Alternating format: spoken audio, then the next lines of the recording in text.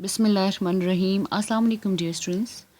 Today we are going to discuss another topic of class 10 biology. The topic is gaseous exchange in plant. So we have discussed in a previous video about the gaseous exchange, the respiration, and the breathing system. So today we are going to discuss the gaseous exchange in plants. So the more emphasis on the exchange of oxygen and carbon dioxide, which is taken place between the organism and its environment, right? So let's define the gaseous exchange. So gaseous exchange is simply the exchange of gases between the organism and the environment, but we emphasize both on oxygen and carbon dioxide because the oxygen and carbon dioxide play a very much important role in different processes. As we have discussed in a previous video, the exchange of oxygen and carbon dioxide in photosynthesis and respiration.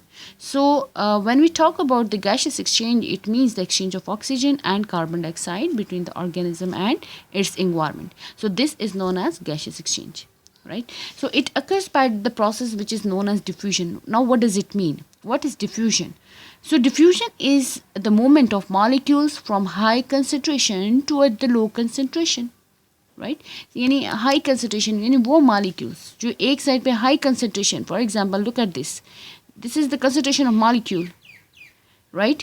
So the molecule concentration is high as here as compared to this side, right? So what gonna happen? The molecules move from high concentration toward the low concentration until equilibrium setup. So in plant or in animal, the exchange of gases basically take place by the process known as diffusion. So it takes place in animal by the process of like respiration, in the process like respiration, while in plant it takes place in respiration and photosynthesis both. Now the main topic is the gaseous exchange in the plant. Now we have to know about the certain points how gaseous exchange take place in plants and what is the mechanism of gaseous exchange in plant. So plant have no special organ for exchange of gases like gills or lungs of the animal. जैसे animals में एक specific system है, we call it what respiratory system. Fishes में हमारे पास gills हैं, right? So जैसे animals में हमारे पास ये organs हैं, ये system है, इस तरह plant में ये special organ नहीं है. तो plant में हमारे पास exchange तो definitely होगी, लेकिन वो प्रोसेस क्या होता है, वो डिफ्यूजन का होता है. अब डिफरेंट पार्ट्स जो हैं या हम कह सकते हैं डिफरेंट सेल्स जो हैं they play important role in the gaseous exchange, right? So plant have large surface area in proportion then the volume. यानी प्लांट्स का for example if you are taking the example of leaf, तो इसका large surface area है as compare to its volume, ठीक है? So exchange of gases occur in them by the process of diffusion.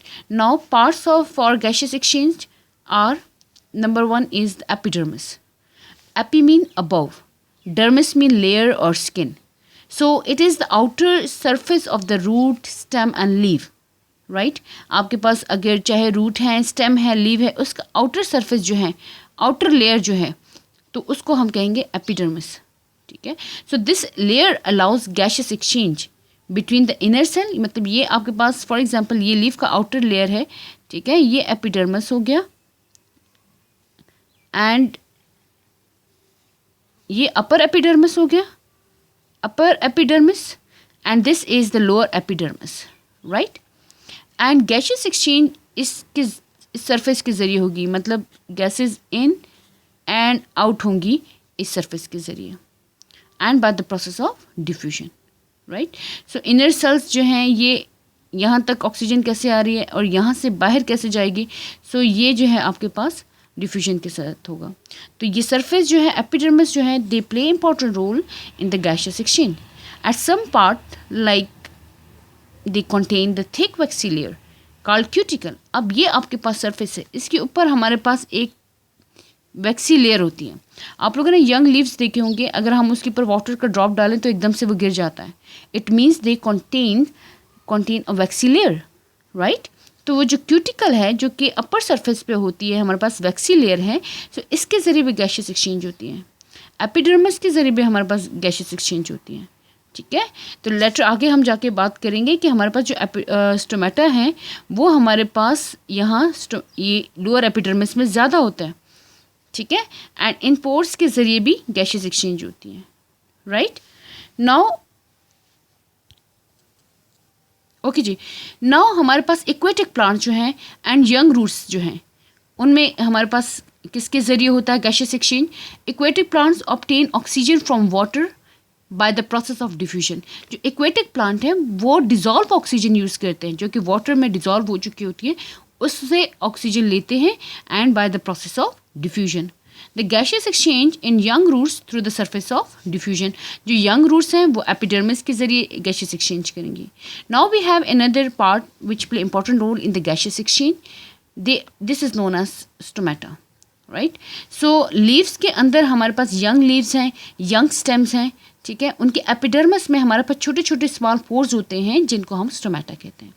अब stomata जो है, for example यहाँ look at this diagram, so land plants जो हैं वो इन स्टोमेटा के ज़रिए ऑक्सीजन लेते हैं फ्रॉम द एयर। ठीक है, एंड कार्बन डाइऑक्साइड को एक्सक्रीट आउट भी करता है। सिमिलरली हम ये भी कह सकते हैं कि वो ऑक्सीजन को इनटेक करते हैं स्टोमेटा के ज़रिए एंड एक्सक्रीट आउट करते हैं कार्बन डाइऑक्साइड। ठीक है, यानी ऑक्सीजन और कार्बन डाइऑक्साइड का इन एंड आउट स्टोमेटा के ज़रिए होता है, बोथ रिस्पायरेशन एंड फोटोसिंथेसिस। आगे हम चल के बात करेंगे कि ऑक्सीजन कब इनटेक होता है एंड कार्बन डाइऑक्साइड कब ये इनटेक करता है। ठीक है, स्टोमेटा के ज़रिए। Now first you have to know what is stomata. So stomata आपके पास क्या है कि ये गार्ड शेप सेल्स हैं, बीन शेप सेल्स हैं। ठीक है, bean shape cells, so these are known as guard cells, guard cells. अब इसके दरम्यान में ये जो ओपनिंग है इसको हम कहते हैं स्टोमा। राइट, सो गैशियस एक्सचेंज जो है वो इस स्टोमा के ज़रिए होता है। अब टर्जिडिटी जो है, ये गार्ड सेल की जो टर्जिडिटी है, ठीक है, ये आपको बताएगा कि गैशियस एक्सचेंज ने होना है कि नहीं होना। अगर ये टर्जिड है, ठीक है, तो ये आपके पास एक्सचेंज करेंगे कि नहीं करेंगे। अगर ये टर्जिड नहीं है, ठीक है, तो फिर भी आप आगे चल के हम डिस्कस करेंगे कि गार्ड सेल की टर्जिडिटी जो है वो रोल प्ले करती है गैशियस एक्सचेंज में। राइट, अच्छा, अब यहाँ देखें लैंड प्लांट है, ये look at this is for example, ये लीफ स्ट्रक्चर है। ठीक है, और लीफ स्ट्रक्चर का ये वाला हिस्सा हमने थोड़ा सा ले लिया कि ये यहाँ इसको हमने यहाँ शो कर दिया।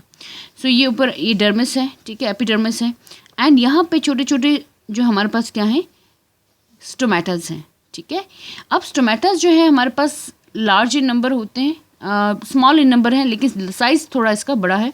ठीक है, as compare to other cells which is known as lenticels, वो हम लेटर ऑन डिस्कस करेंगे। लेकिन गार्ड सेल्स एंड स्टोमेटा मिलके मिलके आपके पास एक स्टोमेटा बनाता है। ठीक है, सो नाउ नेक्स्ट हमारे पास क्या है, लेंटिसेल्स। अब लेंटिसेल्स क्या है कि फॉर एग्जांपल ये आपके पास ट्री है, इसका जो स्टेम है जब ये मेच्योर हो जाता है ये बार्क में कन्वर्ट हो जाता है, बार्क मेच्योर वुडी स्टेम जो ब्राउन कलर का हो जाता है। राइट, इसके अंदर भी गैशियस एक्सचेंज होती है।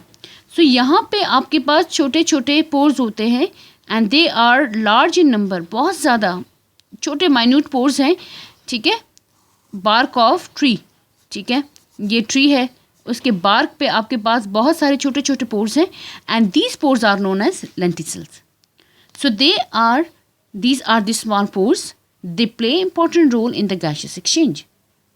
राइट, सो इसकी एग्जाम्पल क्या है, वुडी स्टेम में होता है एंड मेच्योर रूट्स में ये मौजूद होता है। In woody stem the entire surface is covered by bark, so gaseous exchange can not take place through bark.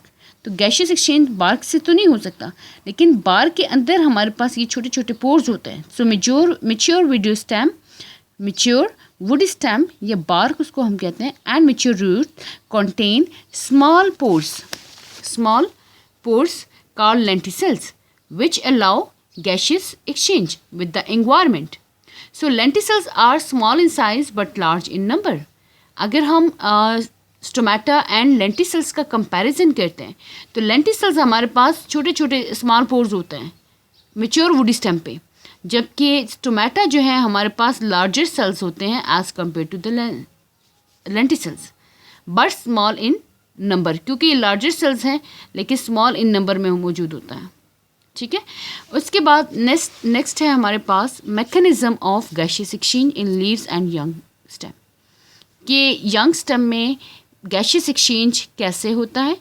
ठीक है, now look at the mechanism. So पहले आपको पता होना चाहिए कि ये जो for example this is what, ये आप लीफ का फॉर एग्जांपल स्ट्रक्चर है, राइट। यहाँ इस वाले को हम कहते हैं ये हो गया एपिडर्मिस, दिस इज एपिडर्मिस। सो ऊपर की साइड पे तो अपर एपिडर्मिस हो जाएगा एंड यहाँ पे हम बना देते हैं लोअर एपिडर्मिस, लोअर एपिडर्मिस। अब इनके ऊपर हमारे पास एक लेयर होती है जिसको हम कहते हैं cuticle. Epidermis and cuticle both play important role in the gaseous exchange.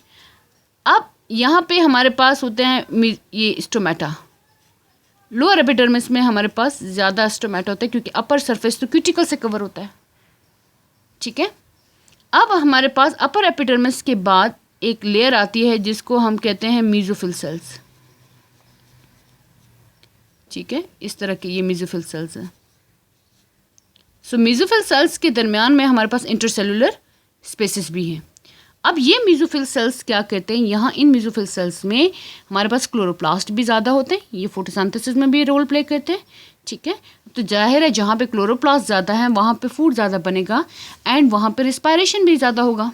ठीक है, so inner cells of the leaves is called inner cells of the leaves are called mesophyll cells. They have air spaces among them which help in the gaseous exchange. Now look at this. अब oxygen आपके पास, ये मैंने diagram बनाई जो ऊपर मैंने आपको explain किया है, सेम वही है, क्यूटिकल है, एपिडर्मिस है, मेसोफिल सेल्स हैं। ठीक है, ये मेसोफिल सेल्स हैं एंड इनके दरमियान में जो है इसको हम कहते हैं एयर स्पेस एंड यहाँ हमने बनाया है स्टोमेटा। ठीक है, अब ऑक्सीजन इन एयर, आपको पता होना चाहिए एयर में ऑक्सीजन हमारे पास 21% है, 21%। सो ऑक्सीजन जो है इंटर होती है थ्रू स्टोमेटा, एयर इंटर होगी यानी ऑक्सीजन आपको रिक्वायर्ड है तो ये स्टोमेटा के ज़रिए इंटर होगी। ठीक है, अब ये स्टोमेटा के ज़रिए इंटर होगी तो पहले जाएगा एयर स्पेसिस में।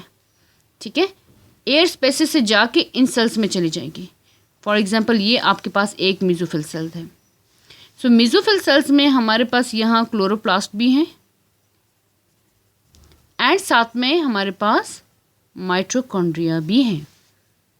ठीक है, सो ये जो एयर है वो डिफ्यूज़ हो जाएगी इनटू द सेल यानी मेसोफिल सेल्स में एंड देन यहाँ पे आपके पास बड़े वैक्यूल्स हैं, ये बड़ा वैक्यूल आ गया आपके पास। इस वैक्यूल में हमारे पास एयर चली जाती है यानी ऑक्सीजन चला जाएगा। ठीक है, और उसके सेल सैप में डिज़ोल्व हो जाएगा एंड देन वहाँ से चला जाएगा आपके पास रिस्पायरेटरी सेंटर में जिसको हम कहते हैं माइटोकॉन्ड्रिया। अब माइटोकॉन्ड्रिया में हमारे पास फूड स्टोर फॉर्म में मौजूद है। अब प्लांट स्टोर करते हैं फूड को in the form of starch. ठीक है, और एनिमल में फूड स्टोर होता है in the form of glycogen, ये आपको पता होना चाहिए। सो प्लांट में ग्लूकोज की फॉर्म में फूड स्टोर है C6H12O6। अब वो जो ऑक्सीजन स्टोमेटा के ज़रिए इंटर हो गया वो इसकी ऑक्सीडेशन करेगा। सो ऑक्सीडेशन रिडक्शन प्रोसेस यहाँ होगा। ठीक है, एंड ये फूड ब्रेक डाउन होगा into carbon dioxide plus water and energy is released. So ये एनर्जी जो है प्लांट ये यूज़ करेगा डिफरेंट मेटाबॉलिक एक्टिविटीज़ के लिए एंड यहाँ पे जो कार्बन डाइऑक्साइड प्रोड्यूस हो गया यही कार्बन डाइऑक्साइड जो है ये क्लोरोप्लास्ट यूज़ करता है for the process of photosynthesis. या तो वो डिफ्यूज़ आउट होगा इसी स्टोमेटा के ज़रिए आउटसाइड या आपके पास इसमें यूज़ होगा। अगर डे टाइम है तो यही जो कार्बन डाइऑक्साइड है फोटोसिंथेसिस को यूज़ इसको कर लेता है, लेकिन जबकि शाम हो जाते जब रात का टाइम है उस टाइम फोटोसिंथेसिस नहीं है, फोटोसिंथेसिस का प्रोसेस ओनली डे टाइम में है, तो रात की टाइम ये कार्बन डाइऑक्साइड रिलीज आउट हो जाता है, डिफ्यूज़ आउट हो जाएगा। This is how oxygen get enter in the cell and used by the cells and then leave out. Right. Okay जी। अब डे टाइम में क्या है? During the day time both respiration and photosynthesis take place at the same time, यानी आपके पास photosynthesis and respiration साथ साथ होता है। फोटोसिंथेसिस का जो प्रोडक्ट है वो रिस्पायरेशन में यूज़ हो रहा है एंड रिस्पायरेशन में जो बनेगा वो फोटोसिंथेसिस में यूज़ होगा। यानी फोटोसिंथेसिस में आपके पास क्या होता है, C6H12O6 बनेगा and this gonna be used in the respiration in the presence of oxygen, ठीक है। एंड रिस्पायरेशन में आपके पास क्या बनेगा, ये ब्रेक डाउन होकर कार्बन डाइऑक्साइड प्रोड्यूस करेगा and this gonna used in this photosynthesis, right. So day time में हमारे पास ये दोनों प्रोसेस साइड बाय साइड चलते रहते हैं eight the same time in the plant. Respiration occur in all plant cells while photosynthesis take place in the green part of the plants. So point to be noted कि photosynthesis only green part में होता है जबकि respiration जो है all cells में होगा, right?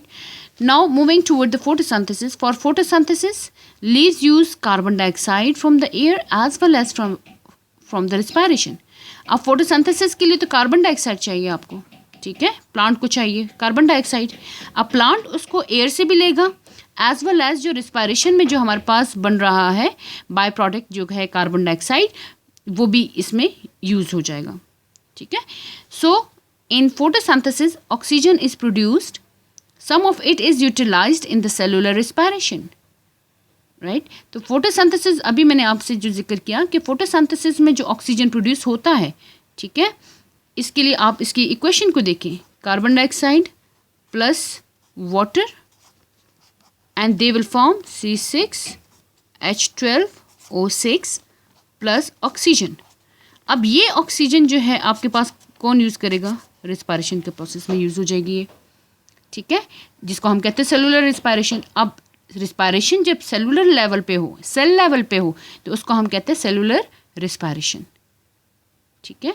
So while the rest of the oxygen is release through this stomata, जो ऑक्सीजन जिसने रिस्पायरेशन में यूज़ होनी होती है वो यूज़ हो जाएगी और जो बच गई जो रिमेनिंग है वो डिफ्यूज आउट हो जाएगी इसी स्टोमेटा के ज़रिए। नाउ रिस्पायरेशन का प्रोसेस कैसे होता है डे टाइम में? During respiration plant releases carbon dioxide which is used in the photosynthesis. अब रिस्पायरेशन की इक्वेशन आप देख लें कि इसमें आपके पास क्या है, C6H12O6 जब ये ऑक्सीजन के साथ कंबाइन होता है, यानी ऑक्सीजन इसके बॉन्ड्स को तोड़ेगा, इनके दरमियान में जो बॉन्डिंग है उसको तोड़ेगा, ऑक्सीडेशन एंड रिडक्शन होगी। सो ऑक्सीडेशन क्या है, लॉस ऑफ हाइड्रोजन, राइट, इसमें से ऑक्सीडेशन होगी, इसमें से हाइड्रोजन निकलेगा एंड दूसरी तरफ जो कंपाउंड बन रहा है वो क्या करेगा, गेन ऑफ हाइड्रोजन करेगा, राइट। तो यहाँ पे क्या बनता है हमारे पास, carbon dioxide plus water plus energy. So अब क्या है, ड्यूरिंग रिस्पायरेशन प्लांट रिलीजेस, क्या रिलीज करते हैं, कार्बन डाइऑक्साइड, और यही कार्बन डाइऑक्साइड फोटोसिंथेसिस में यूज होगी। Now carbon dioxide produced in the cellular respiration is not sufficient for photosynthesis, so more carbon dioxide diffuses into the leaf from the surrounding. कहते हैं कि ये जो रिस्पायरेशन के थ्रू जो कार्बन डाइऑक्साइड बनी है, so that is not enough, ये काफ़ी नहीं है, तो प्लांट को मज़ीद कार्बन डाइऑक्साइड चाहिए, तो वो एटमॉस्फेयर से लेगा by the process of diffusion, और किसके ज़रिए लेगा, स्टोमेटा के ज़रिए। Now during the day time leaves are taking carbon dioxide from the air and releases oxygen in it.